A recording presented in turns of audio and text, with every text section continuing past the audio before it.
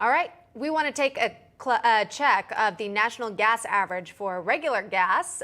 We've got it a source to AAA right here on your screen. Current average is $4.97. No laughing matter, by the way, because that is quite expensive. Yeah, and because of that, we've heard that President Biden is considering now a possible federal gas tax, or rather removing it, or he could also implement a tax rebate, so a tax holiday or a tax rebate for gas. Save you about 18 cents a gallon. We'll bring the panelists back, Scott Walker, Wendy, Patrick. Governor, is this the federal gas tax holiday? Is that the right solution? Is that the only solution at this time? Your thoughts on it? No, I'm all for cutting or lowering taxes for sure. But on this one, the bigger issue is just the whole strategy. He repeated it again yesterday. He said it time and time again that he was going to make this shift, this transition, this necessary transition that he said many times in the past, away from fossil fuels over to alternative fuels. And there's no wonder. He keeps trying to blame the industry, but the reality is they know they're putting pressure to get off of this.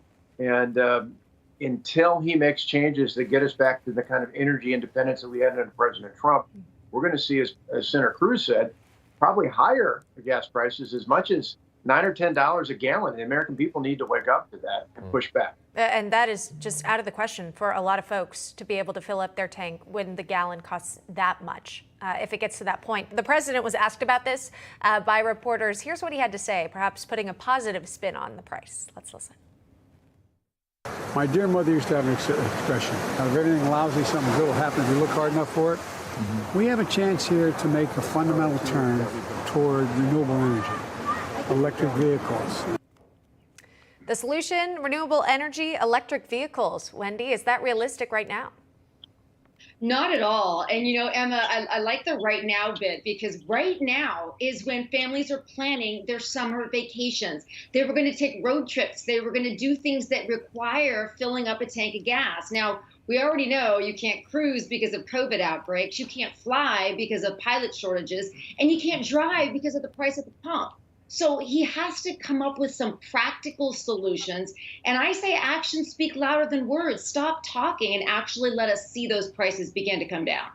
Yeah, Donna, I'll go to you on this. I mean, it is just out there. There is no maybe this is the initiative or the purpose behind this administration. It is point blank President Biden saying, hey, here's the time we can switch to renewable energy and get off fossil fuels, electric cars. He labels it out. It is not hidden. There's no veil on it. That is what this administration wants to do. Donna Jackson, talk to me about that.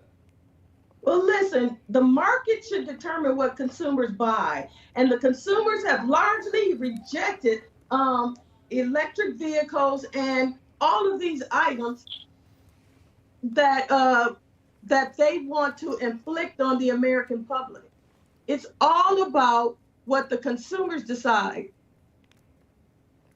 Yeah, and I think some looking for some relief as we continue to hear from Americans who are just tapping into those savings to be able to afford your groceries and your gas. What consumers buy, and they've rejected it already. Yeah. But this administration wants to impose its will on the American people by forcing them into vehicles that they don't want. Only 1% of Americans buy electric vehicles, and those individuals are usually white males making over $130,000 a year. That means he's decided that minorities don't deserve to have transportation and their families don't matter.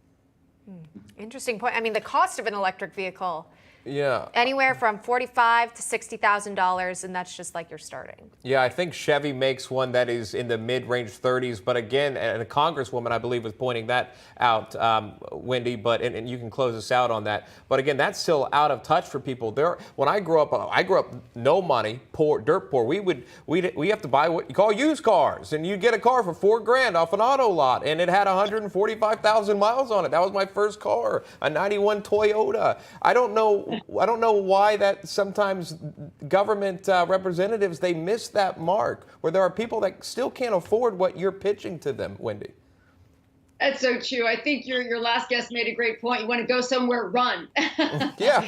Joe Biden wouldn't say cycle there after his spill this week. But that's exactly right. You know, there's such a small percentage that can even afford these cars, not to mention all of the other issues with charging, with them running out in traffic. How many of us know somebody that's been stranded on the side of the road because they couldn't get to the next plug-in station? Not to mention the amount of time, and I'm just scratching the surface of issues. Plus, I think the bigger question is, shouldn't Americans be able to decide what we drive and whether we can afford to buy our own vehicles? So this is just, it's untenable, it's unsustainable, and there has to be another solution the president comes up with. All right, Donna Jackson, Scott Walker, Wendy Patrick, thank you all for coming on today. We do appreciate it. Always a great conversation with you. Enjoy your day.